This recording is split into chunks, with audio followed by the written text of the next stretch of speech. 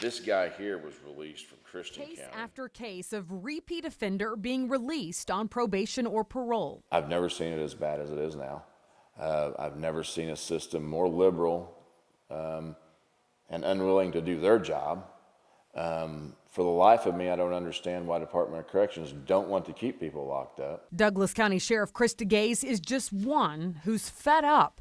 So too is the sheriff in Greene County. We're absolutely failing victims.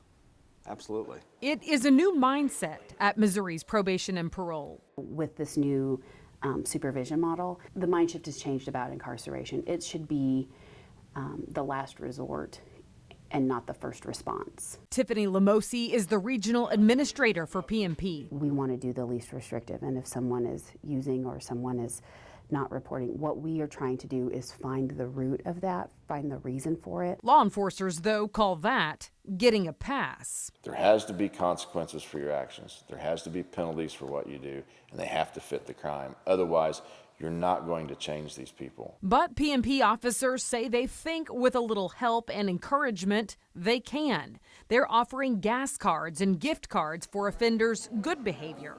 And if they mess up badly enough, then sanctions. Curfews imposed, electronic monitoring. It could be just a violation report that goes to the court. Lamosi says the shift came due to Missouri having the 8th highest incarceration rate. What we hope to achieve in this is that people are successful. But in some cases, that might come too late, like when Shannon Schaefer Jr. repeatedly violated his parole, wasn't locked up again because what's considered multiple nonviolent offenses, and is now accused of killing MSU security guard Matthew Brown. There are going to be things. A slap to the sheriff's face on paper. I'm seeing the same people coming back over and over and over.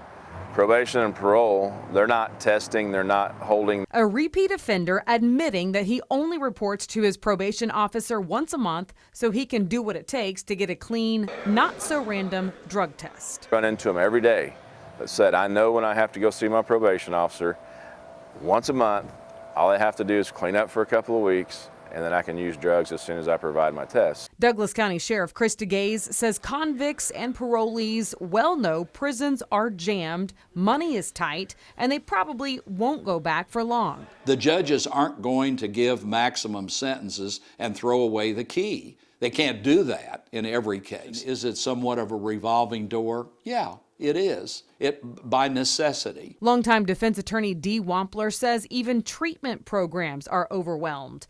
DeGaze, meanwhile, says the state needs to pay up what they owe county jails and says shutting down Northwest Missouri's prison is a bad idea. He'd rather money be spent on locking up offenders for longer. That go to prison, they do a 18-month long-term rehab, and they'll come out and the first thing they do is get high. They have to want that change.